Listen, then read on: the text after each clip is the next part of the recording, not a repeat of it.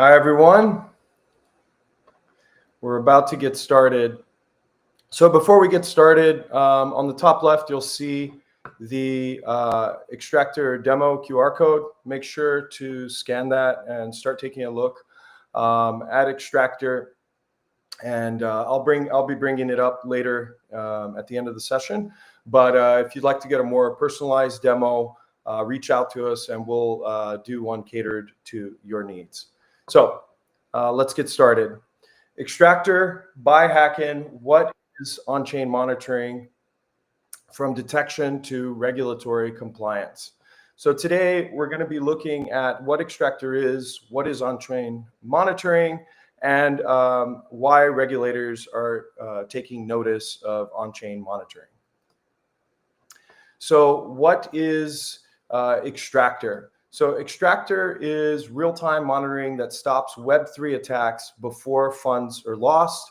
It's an all-in-one platform that monitors all of your smart contracts and on-chain assets with over 60 detectors that monitor on and off-chain activity. And you can pick and choose and customize to have the best defense possible. And then you can also set up automated defense with triggered automated actions like pausing, blacklisting, and signer removal, and so on. So you have total protection, staying ahead of attackers with AI-driven threat detection. And it's all on one platform that allows you to monitor, even for a non-tech person to be able to see what the health of their project is at a glance. So that is Extractor in a nutshell, the most comprehensive real-time monitoring tool set out there. A little bit about myself. I'm Pedro Anderson, VP of Growth of Extractor by Hacken. I've been in crypto since 2016. Previously, I led millions of dollars of SaaS sales, leading to acquisition of the startup I helped to grow by Hacken, the fastest unicorn in the history of unicorns. And also, I founded a nonprofit combating human trafficking in Ukraine. In 2017, I founded Winding Tree, which was the pioneer project in for travel and blockchain. We enabled direct buyer-supplier connections. We had participants in our token generation event that were major public companies like Lufthansa, Air New Zealand. We connected them to each other in a decentralized fashion. And fun fact, we were a customer of Hacken for all those years building on Winding Tree, even though one of our advisors was the founder of a competing security company. We still chose Hacken because of their professionalism, their thoroughness, and I've been a huge fan of the project. So I'm super excited to be working for Hacken now. I also founded Simmered, a peer-to-peer corporate travel platform connecting enterprise. Our flagship project customer was Ernst & Young. We connected them with major travel companies such as American Airlines, United, Marriott, and many others. We used crypto settlement, of course, and decentralized ID in a totally decentralized peer-to-peer fashion. And we almost accidentally were one of the first decentralized ID use cases because these businesses had to find a way to interact with each other in a peer-to-peer fashion and know that that really was the airline that it claimed to be and that this really was Ernst & Young, for example. So my current focus is now enterprise adoption of real-time on-chain monitoring, incident response, and compliance. And I know that doesn't sound super exciting, like a mouthful rather. But the reason why I care so much about this is, like many of you, the promises of Web3 and decentralization and the bright future that it holds are really important to me. And the largest obstacle, impediment to Web3 reaching that mass adoption is security and risk concerns. We already have, ETFs, we have institutional investment, we have presidential promises, all kinds of attention around crypto, but it still has not reached critical mass adoption because of the obstacles that security and risks hold. It just doesn't make it feel like a place to put your money for the folks that are a little bit more conservative, and with good reason. So in 2020, in the first half of the year alone, we've already passed the total losses in crypto exploits of the entire year of 2024. So in half a year of 2025, we've exceeded the entire year of 2024 by almost 50%, which is crazy. We should be getting better and better in terms of security, and yet we've fallen further and further. And the reason for that is that technology is making it easier and cheaper for attackers and exploiters to take money from you, and so they're becoming much more aggressive, relentless, and they have funding from governments. They take it very seriously. And on the flip side, crypto projects just aren't keeping up with security tech. It's not a priority. There are some actions being taken. Some companies take it more serious than others, but overall, as an industry, Web3 are not keeping up with the technology that's available out there to stop attacks. Now, but we're getting there. So I wanted to step back and look at the evolution of crypto security and how it's evolved over the years. So if you go back to the very early days of crypto, 2013, 2016, if you had open code, multisig wallet, and basic OPSEC, you were pretty much, wow, this is a solid project. They're taking things seriously. And it was because the expectation back then was kind of use at your own risk. You kind of knew that crypto was risky, it was shaky, you could get robbed anytime, things could fall apart anytime, and so that was okay. But come the ICO season of 2017, 2018, we started to see a huge move in the space of regulatory scrutiny coming towards crypto with the ICO boom, where the expectation became that projects needed to undergo some kind of third-party reviews to ensure that they were safe.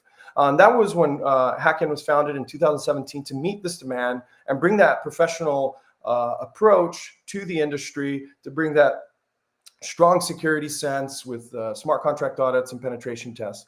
And so at that time, it was kind of like a badge of honor. By 2020, it was pretty much a requirement for any project. Similarly, bug bounties, and during the ICO, Hacken conceived of Hacken Proof bug bounty program, and at the time, it started to kind of add a second level of security. So you've done your initial audits, and then you put it out to a bug bounty to reach a higher standard. And by 2022, large public bounties had become commonplace, and it was kind of expected that you do this if you really want to make sure that your project is good. During the DeFi summer of 2020, there started to be a lot of exploits around the increased complexity of the DeFi protocols with decentralized finance. And there started to be a lot of hunting down of bad actors by law enforcement. And with that came a need for support from the technology side, from the blockchain side. And you had projects like Seal that were founded during that time that provide a great service in assisting law enforcement in catching the bad guys, after exploit support as a service, if you would. And then now what we're seeing is a move to, yes, it's good to catch the bad guys. Yes, it's good to check things initially, but we've got to do better. We've been building a hospital at the bottom of a cliff, and we really need to be setting up rails and guards at the top so we don't have so many people dying at the bottom. And so the shift towards a more proactive approach has been very real. In 2022 and 23, we had some early experiments with on-chain monitoring of projects. By 2024, continuous monitoring is recognized as best practice across the board. Most projects are starting to do something in this, especially exchanges and layer ones. By 2025, jurisdictions begin mandating real-time monitoring and timely preventative incident response and reporting. So it transforms it from a nice to have to a requirement for players in those jurisdictions.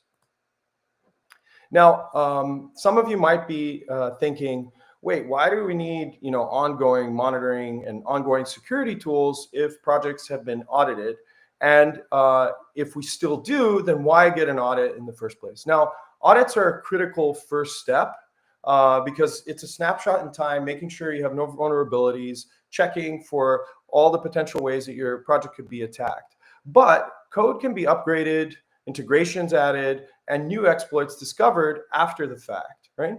So your project can change and the attackers can change. So that's why it's critical to have ongoing monitoring. So imagine that you have a little house that you're trying to protect from thieves, and you have somebody come out and check that you have good locks and that you have good windows that are hard to open, and then that inspector leaves, right? If you allow an attacker to sit there for months on end fiddling away at your window until they eventually break in, they will eventually break in. And so I like to think of ongoing monitoring as kind of an alarm system and a prevention system, similar to having, alarm, cameras, a dog, to make sure that a guard dog, to make sure that your project is hard to break into. And anybody who starts trying to attack, they have pressure right away and they're pushed out before they can actually do any harm.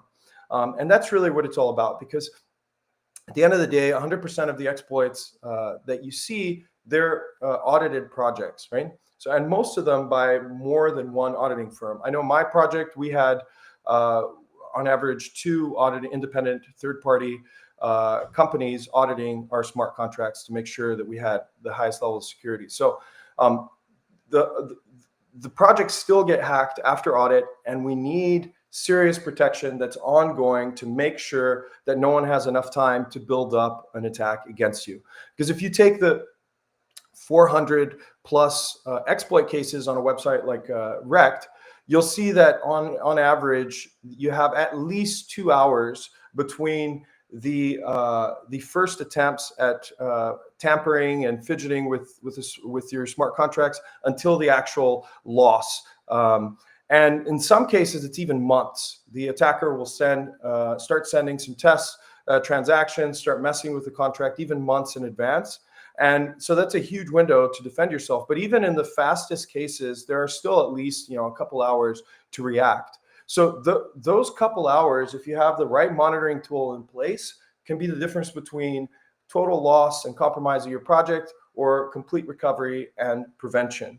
Because if you're notified, you take action, whether it's automated or you take action manually, you can prevent those attacks from happening. Similar to our example of a thief breaking in, you hear somebody scratching at the door, your alarm goes off, you call the police, or you kick the guy out.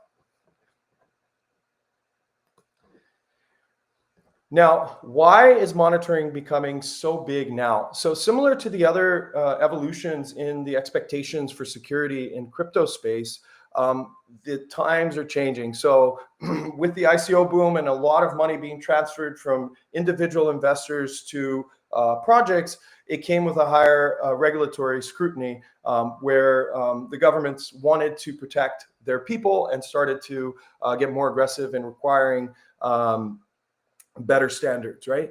Now, with enterprise going so heavily into crypto, we have over 150 enterprises now holding crypto on their balance sheets. And with that comes a higher security expectation. We have ETFs, we have, like I said, institutional investment. All of this coming in brings with it higher expectations, and with that, the evolution of what we need to be doing as crypto projects to keep things safe.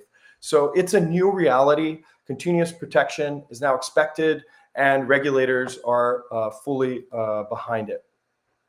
So on this point today, I wanted to take one jurisdiction as an example and show how their regulatory requirements are met by having a tool like Extractor in place, and how that's a good thing for us and as an industry. So for this example, I'm going to use Dubai, Dubai's Virtual Asset Regulatory Authority.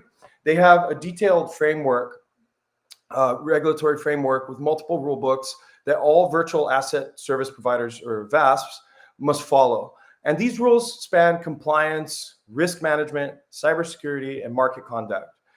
Implementing a full-featured compliance platform like Extractor is essential to meet these stringent requirements.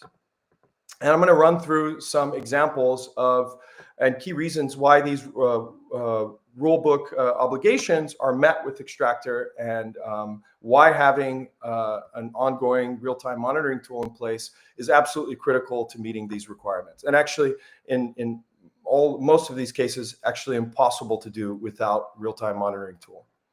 So on cybersecurity and incident response, VARA imposes strict technology governance and security requirements. VASP must have a cybersecurity policy and continuous monitoring of systems and be ready to respond to incidents. For instance, firms are expected to have an incident response plan, including root cause analysis and recovery. And they must notify VARA within 24 hours of any major incident, such as a data breach that could affect clients or data. So to comply, a VASP needs advanced security monitoring tools that detect intrusions or anomalies in real time and trigger incident response workflows and facilitate swift reporting to regulators.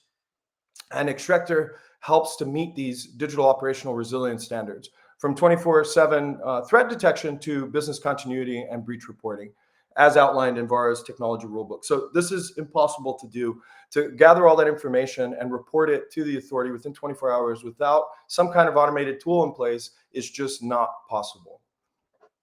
On AML, continuous AML monitoring, VARA's compliance and risk management rulebooks require VASPs to have effective AML controls, including using blockchain analytics tools to monitor and screen transactions for illicit activity.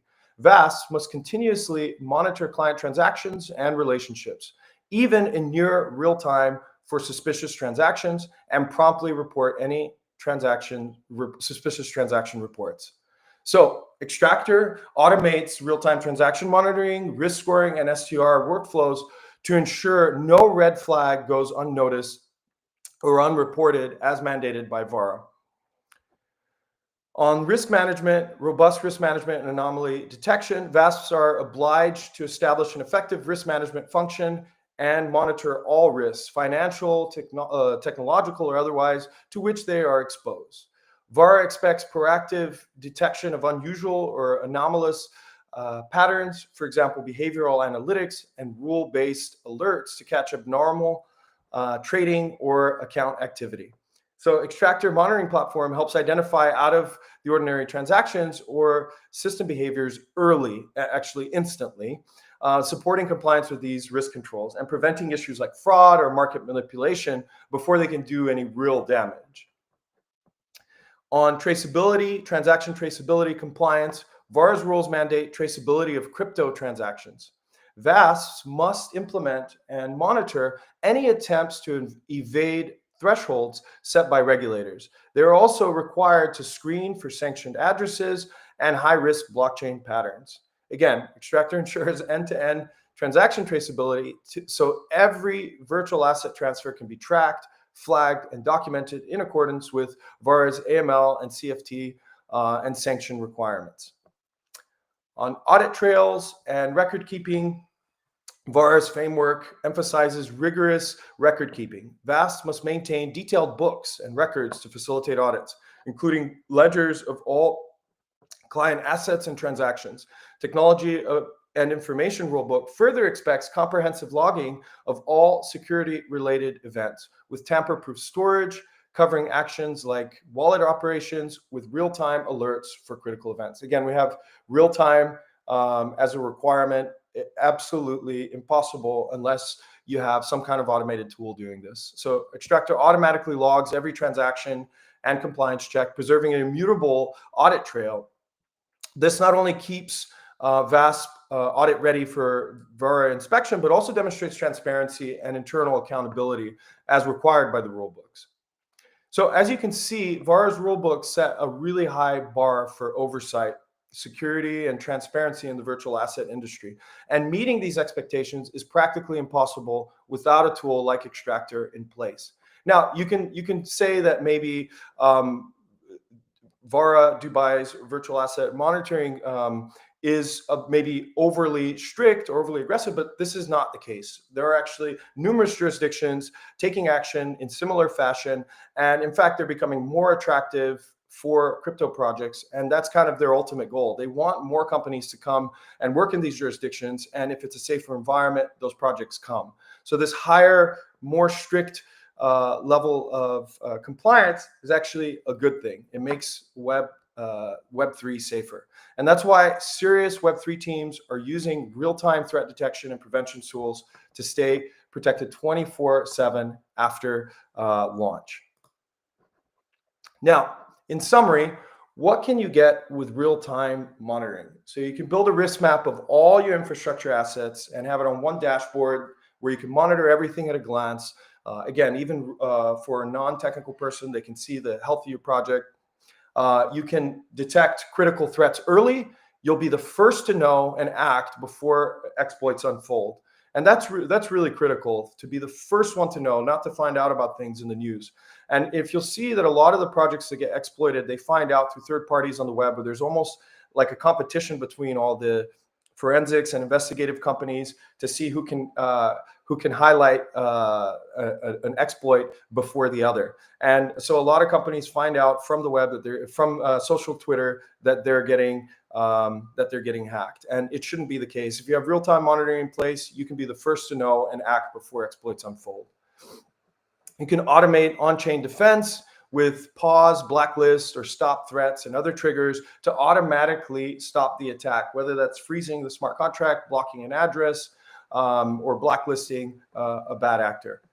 Risk mitigation, AML, sanction screening, and behavioral detection, so you don't interact with any bad guys, even in a friendly way. And then compliance monitoring, automated adherence to regulatory frameworks such as MiCA, DORA, ADGM, BMA, VARA, and so on. Now let's look at some basic use cases and how they would fit some of the monitors that we have in place. So let's say it's a DeFi protocol. The DeFi protocol can be set up to have monitors for pools, upgrades, Oracle integrity, TVL drop. So if it drops below a certain threshold, the monitor is triggered and you can set up some action to take place, or you can manually respond to the attack. For centralized exchanges, they can detect anomalies, so they can see any kind of unusual transactions that maybe could be an attempt to start an attack. They can screen wallets and audit proof of reserve. And then you have regulators, where they can have a full dashboard and see the health of all the projects under their jurisdiction, how they're doing on compliance, if they're falling out of compliance. They can run AML and KYT and assess risk. For institutional investors, they can monitor portfolio risks and market activity. Again, being the first to know if something's going down. If they have a set of assets that they've invested in, they can set up monitors for them and be the first to know that something might be going down in terms of an attack that could compromise the project. They could notify the project, and they can also remove their funds if they don't think that the project will react fast enough. Law enforcement, they can set up wallet tracing, flag suspicious activity, support forensics, monitor projects within their jurisdiction to make sure that they're not doing anything malicious. And overall, they have over 50 different monitors. I've highlighted some of them here, but there are a ton, too many to list, that can help you to stay aware of the health of your project. We're supported on over 20 networks, including Ethereum, Bitcoin, all the big ones. Now, let's imagine that you are you're a company that's about to do an ICO, ABC ICO, just a generic project, and you wanted your smart contracts audited, and then you decided to set up some monitoring to protect your project. So for starters, we would have an incident response strategist and professional connect with you and come up with the right strategy for protecting your project. And that strategy might include setting up a token mint burns monitor to catch unexpected supply changes. If it drops, something drops below a certain threshold, certain triggers can be set up to protect that. They might also set up a token upgrades monitor to detect malicious or mismatched deployments. Also be able to verify the transactions before they come in to make sure that nothing shady is going to be accepted. You can also set up large transfers monitor to alert a very high or very low volume transactions to and from exchanges, and you can be alerted about that. Again, set up automated triggers. And then multisig activity. So you could set up a monitor for that to verify signer integrity to make sure it's what it should be. Again, if you look at the exploits over the last couple of years, you'll see a lot around the wrong person having the signer ability for different DeFi protocols and detect any kind of tampering. So this monitor would help to prevent all that. And then finally, sanctioned wallets interaction monitoring for real-time AML monitoring. So if you look at just this list of 5 simple monitors, a basic setup for a basic ICO, you can imagine how this company will be a lot safer than a company that did none of this. A company that did none of this might have some crazy attacks and then the only course of action would be to report to law enforcement and have to go try to hunt those guys down, which is usually the end of your project, especially if it's in its early stages. So even in a very basic use case like this with a simple technology, not very complex, you could see how these add a lot of value and keep the project much safer. So not only is auditing and bounty program important, monitoring is an absolute must for maximum coverage and the strongest defense possible. If you have assets on chain, you need to be setting up monitoring, whether your jurisdiction requires it or not. Many jurisdictions are still adding these rules. Some of them already have, but you definitely need to be setting up monitoring if you want to stay safe in Web3. So ready to upgrade to real-time protection. Extractor is fast to set up and tailored to your contracts. As I mentioned at the beginning, you can scan the QR code to get a demo of Extractor, and we can have an incident response strategist set you up and show you what the best strategy is. And we can also set up a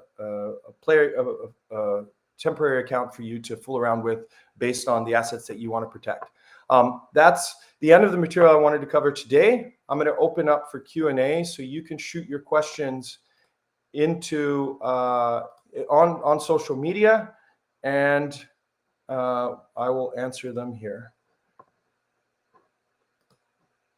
One second.